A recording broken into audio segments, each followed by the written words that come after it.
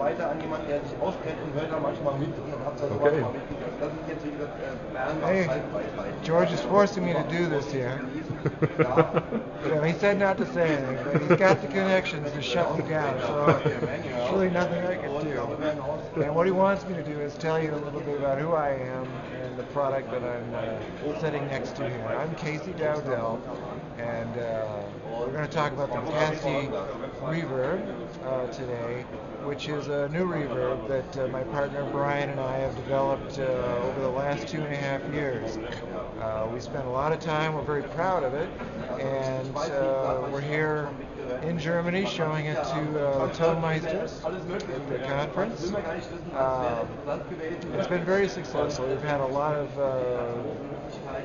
very interesting people come by and take a listen to it. It's been, I think, well worth the time coming over to the conference to show it. So we can go over and take a look at it. This is what we've been showing all week, and this is the Casty Reverb.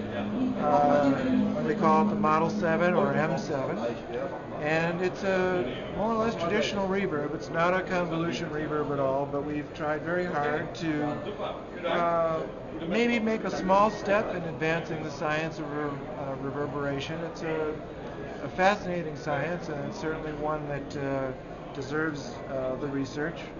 So, as I said, we've spent about 2.5 years putting this model together. It's the one product that we have, just a simple stereo unit, but it does have some very unique sounds as well as some maybe more traditional sounds, given that it is a traditional algorithmic-based reverb. It does have all of the typical adjustments that you would expect. So if you've ever sat down at a 480 Lark, you probably know how to run this system already. It's a very, very simple set of parameters, not real deep. We really concentrated on trying to get a very simple algorithm that sounded good for as many people as possible, and we hope to get one into your studio someday and maybe make up your own mind, see if it's any good for you. I guess that's the bottom line. But we like it, and I guess some of the key things that we've tried to do that maybe advance the state of the art a bit. We've tried to make it a very spacious sounding reverb so that you can put the reverb in the room instead of just in the speakers or the headphones. We've been listening to headphones all day, so really get the sound out into the room. And that's, I think, part of what we've done is really sat in real halls and listened to the sound and really tried to create an algorithm that really reflected that, but maybe went it just a little bit better, because it isn't a convolution. It gives you the opportunity to enhance reality a little bit.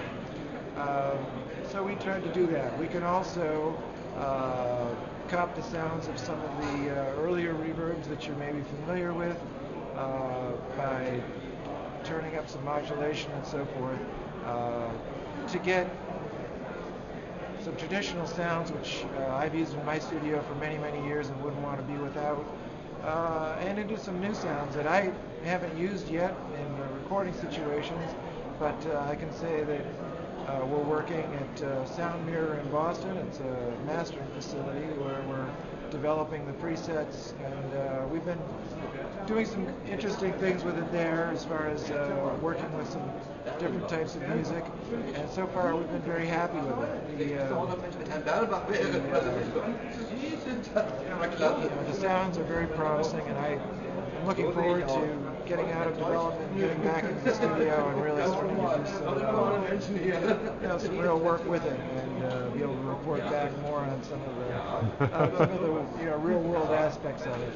But more importantly, we'd like to get it into your place so you can report back to us some of the real world aspects of it, whether you'd like to. It rules. Yeah, okay, it rules. Did you say it drools? I got it.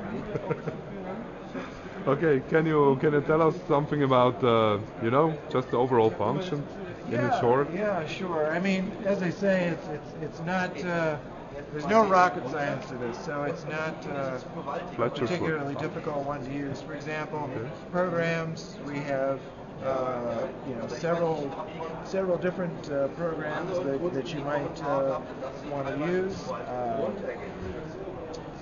For example, if you let's see if we can go in and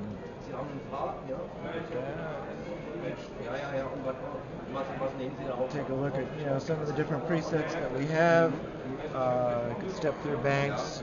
We have halls, plates, rooms, chambers, ambience, of course, weird spaces, a few presets for post, this sort of thing. And of course, these are all things that can be edited. So if you, as I say, worked with lexicons before, these all look pretty familiar. Roll off, pre-delay, reverb time, size, diffusion, density, the whole set of things that you're familiar with. You can certainly save your own presets in registers, name them. We've tried to make that as simple as possible. But also, if you've made some edits, you can save them on the favorite keys. We've got 4 favorite keys. So if you're in a session and you just want to make some tweaks to some presets, you can go ahead and just set them up on the keys and go for them very quickly. It's also very useful if you're in a situation where you're trying to compare 2 or 3 or 4 different sounds. You're not really sure really which you like better. You can flip back and forth, and of course all of the changes are cross-faded, so there's no glitching going on when you're trying to audition sounds, so it makes it fairly easy. Okay. So that's pretty much the run around the user interface. The rest of it is all about hearing it, and I think that's the important part. Okay. Thank you very much for the interview. You bet. Thank you, George. Please don't shut me down, okay? I did it. I won't. Okay.